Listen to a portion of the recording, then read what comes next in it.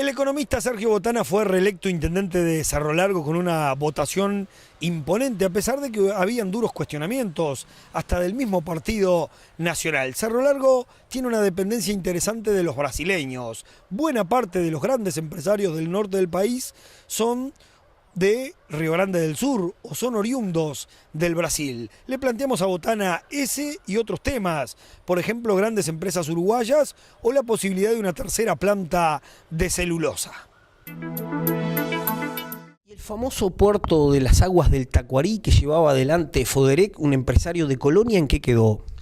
Eso es lo que estamos es a la espera de que se produzca el dragado de la Laguna Merín y del Sangradouro, una zona allí que impide la navegación. Y eso está obviamente en la órbita de los acuerdos entre los presidentes, en un momento complicado para este tipo de negociaciones, pero yo creo que de cualquier modo, pensando en términos de lo que son este tipo de obras binacionales, y lo que son estas obras de infraestructura de cierta dimensión, vamos igual bastante rápido con el proceso. Igual vamos bastante rápido porque estos procesos demoran décadas. Pero se depende, dices tú, mucho más del gobierno brasilero que de Uruguay. En este momento sí, porque hemos pasado por 5 o 6 etapas y estamos, bueno, ya en la final, estamos a la espera de ese dragado y vamos a poder instalar los puertos. ¿Y de aquel anuncio de Mujica sobre la instalación de una tercera papelera en el departamento de Cerro Largo o sobre el límite de Tacuarembó, Durazno? Y eso más tarde o más temprano va a llegar, no hay vuelta con la cantidad de madera que hay, no hay, y con la imposibilidad de poner la planta en otro lado también por la necesidad del agua para hacer el procesamiento de cierto volumen de agua. No hay mucha vuelta de que va a haber planta y que va a ser ahí. Pero ahora que te ha tocado contactar, por ejemplo, con la gente de Forestal Oriental, que de alguna manera son socios de Botnia, ¿se ha podido tratar el tema? No, yo no trabajo con ese tema, no lo trabajo porque creo que es un tema que está en la órbita del presidente de la República, lo tiene el presidente Mujica, lo tiene el presidente Vázquez, entonces más vale que hagamos poca interferencia con esos temas en las negociaciones. Lo único es que cada vez que nos consultan hacemos algún tipo de aporte, pero no vamos más allá de eso, porque no queremos tampoco interferir en estas cosas. Lamentablemente cualquier interferencia puede demorar mucho los proyectos. Hace unos años trabajabas un proyecto con una empresa industrializadora de granos de Río Grande que después se supo que en Brasil había tenido algunos traspiés económicos. ¿Hay avances en ese aspecto para que se instale alguna de las gigantes del lado uruguayo de la agricultura? Bueno, estamos hablando, sí, con algunas empresas vinculadas a esa misma. Allí, bueno, obviamente con la caída de los fondos de pensión, de la falta de confianza en los mercados de Brasil, esta empresa tuvo algún tipo de dificultades.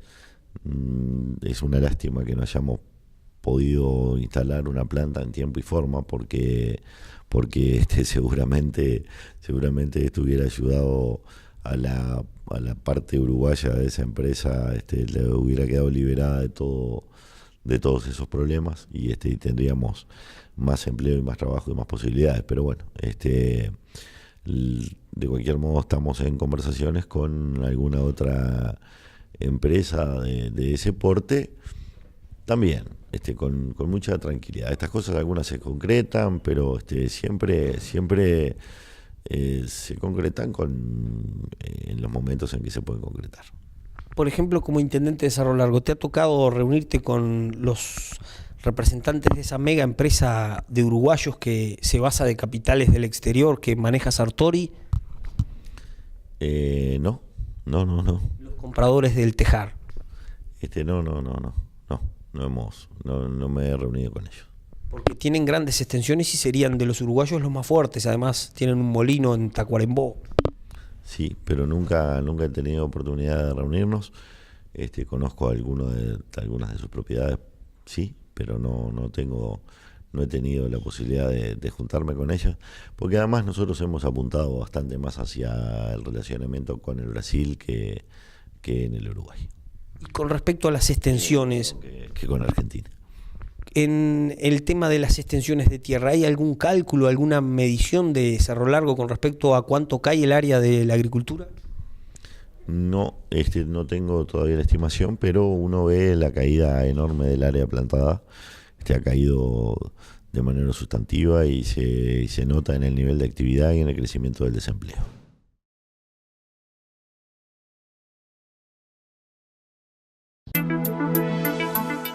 Ya vamos a entrar con Indarte en la parte sobre el arrendamiento del feedlot, una sorpresa para el mercado nacional. Ahora volvemos hasta el mercado lanero, segunda parte con Ricardo Stewart, decíamos, especialista en la comercialización de lanas, uno de los consignatarios más importantes que tiene el Uruguay en el rubro.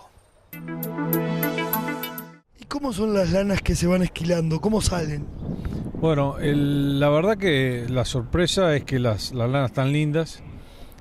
Todo lo que fue preparto, las lanas de buena calidad, están pesando menos y con rendimientos inferiores al año pasado. Ahí no le encuentro mucho la explicación porque el año pasado fue un año y este año fue igual, muy parecido, ¿no? Con mucha lluvia y eso, y sin embargo las lanas rinden menos. Pero en contrapartida con el año pasado están mejores en calidad. Lo que sí vemos que los lotes todos un poquito más chicos, ¿no? Por un motivo o por otro, te diría que los lotes 20% abajo en volumen en volumen, perdón. Con menos ovejas.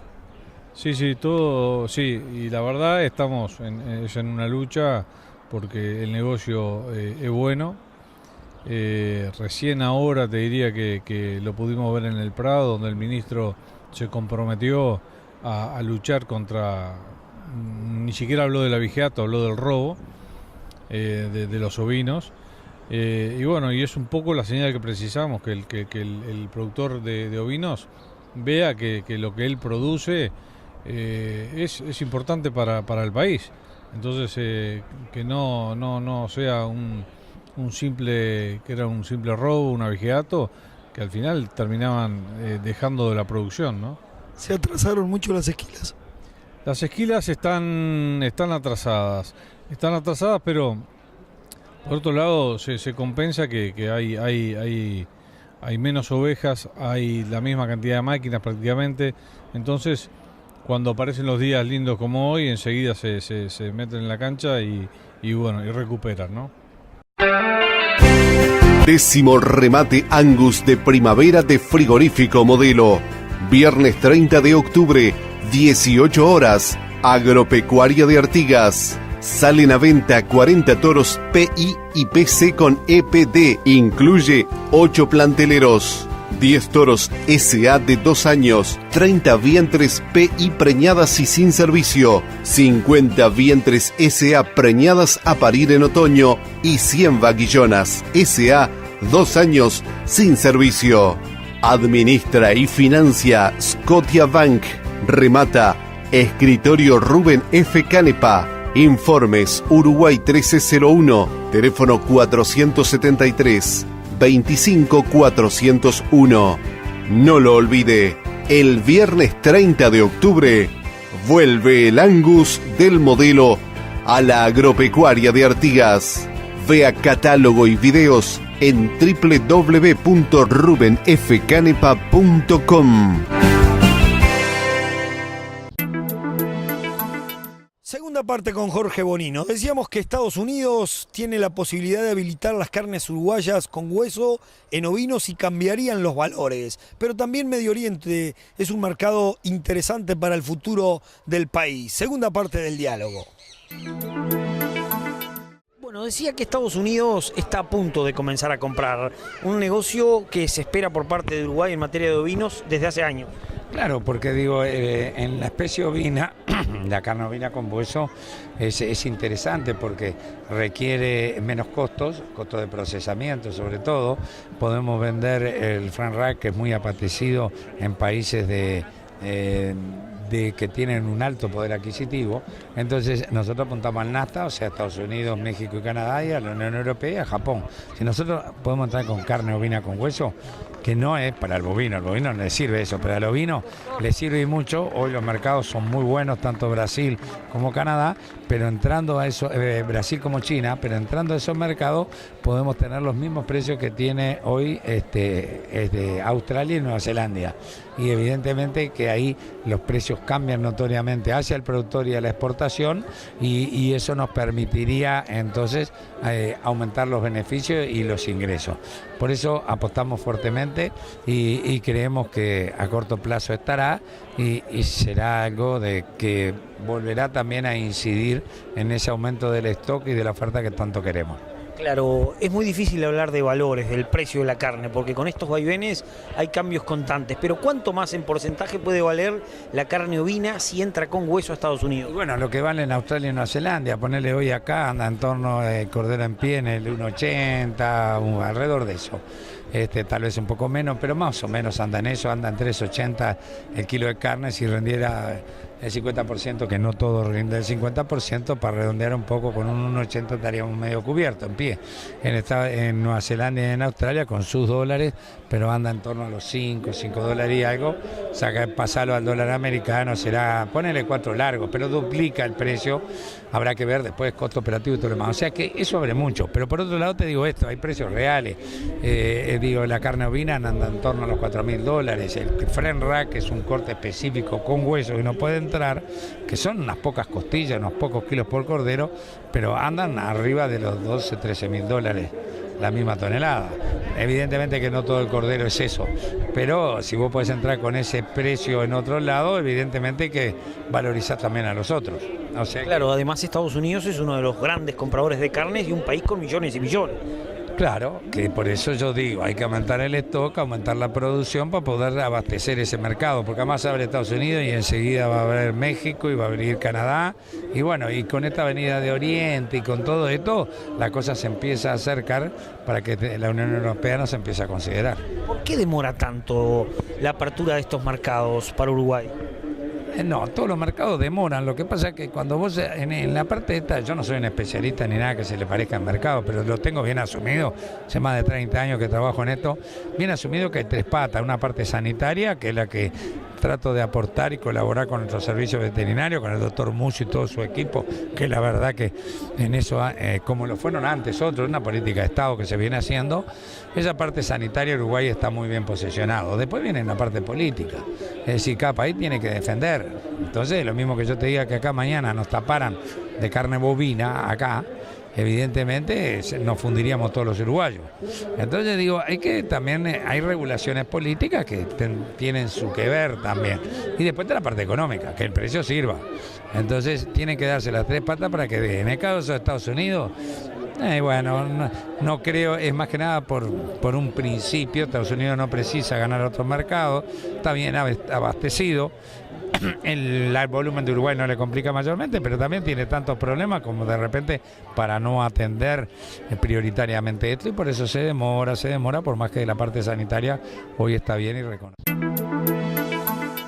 Y en el final del programa, la segunda parte con el consignatario Fernando Indarte. Decíamos que la novedad del arrendamiento del filo de Ceci Costa sorprende, por más que indudablemente Costa ya no es el propietario de Carrasco, sino que es parte de ese equipo de trabajo de los brasileños de Minerva que tienen plantas industriales. Además de esa en Montevideo, también en Cerro Largo, en Melo, en Brasil y en Paraguay. Es uno de los grandes grupos internacionales. Pero llama la atención de cualquier manera que Costa se desprenda de ese feedlot, siendo un productor que ocupa más de 20.000 hectáreas. ¿Te sorprende el arrendamiento del feedlot de Ceci Costa por Durazno para el Tramonto? No, creo que no. Es un caso particular, el caso de Costa, que es un industrial por todos conocido, que en su momento fueron con sus socios de los más importantes del Uruguay, manejaban más del 20% de la faena del Uruguay cuando tenían las 3 plantas frigoríficas. Lo han ido vendiendo. Ceci se desprendió del frigorífico Carrasco, lo último que hizo, y bueno, tenía un encierre muy grande como para quedárselo como productor. Él tiene una explotación agropecuaria muy grande, pero la infraestructura le quedaba una capacidad ociosa muy grande. Y bueno, y estas asociaciones siempre son virtuosas, ¿no? Con el socio nuestro, Martín y Corena, socio nuestro en Plaza Rural, que se ha dedicado y especializado con el tramonto ya de muchos años a esta parte, que tiene uno de los encierros más grandes del país, allá en la zona de Dolores. Y bueno, Durazno es una zona que produce mucho grano, el centro del país, que va a producir mucho grano forrajero de la mano de la ley de suelos. No son campos que resisten la agricultura continua como lo resisten los del litoral, y una zona muy ganadera, una zona ganadera por excelencia, y muy cercano a las plantas frigoríficas, no en vano. Es el centro del país, está estratégicamente ubicado. Yo creo que hicieron, sin tener idea cómo fue el negocio, creo que hicieron una alianza muy buena, Ceci, con la infraestructura ya hecha. La infraestructura de la inversión ya la tenés hecha, así que si la usás o no la usás es lo mismo. Muy moderno además. Muy moderno además. Y Martín y Corena, que bueno, que aplica el conocimiento y no tiene que hacer la infraestructura. Además, tiene otras aristas. Por ejemplo, que un industrial se retire del feedlot no deja de ser una señal también. Sí, yo no sé si necesariamente en el sentido que Ceci vendió su planta, ¿no? No lo veo tanto por ese lado, como que va a ser una tendencia que los industriales se desprendan de los corrales, porque para mí es una cosa que llegó para quedarse, en el sentido que ellos saben que necesitan determinada mercadería en determinada época, y por tanto no se juegan todo el mercado, sobre todo los vaivenes del clima, ¿no? Y saben que tienen que producir ellos una masa crítica, a pesar de que no sea el negocio real, que el negocio esté dentro de la planta. Entonces, no creo que sea tendencia, creo que es un caso particular de Ceci, por lo que te dije, por haberse desprendido de todas las plantas que tenía. Y el negocio, el hotel de Martín y Corena, ¿qué información hace trascender? ¿Que son muchos productores los que ocupaban aquella bruta infraestructura de Dolores, o en definitiva unos pocos con un gran industrial cárnico que es otro de los líderes? Bueno, lo que sabemos todos es que tiene un porcentaje alto, que yo no sé exactamente cuál es, el frigorífico de Las Piedras, ¿no? Es el que tiene el porcentaje más alto, que ya te digo, no arriesgo un número porque desconozco. Pero después hay muchos conocidos que llevan también los ganados para ahí. Se dan oportunidades, como la que hablamos hace un rato contigo, de negocios puntuales.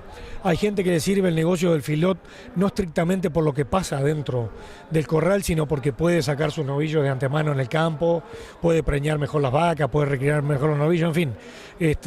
Es una figura de la hotelería que anda muy bien para mucha gente.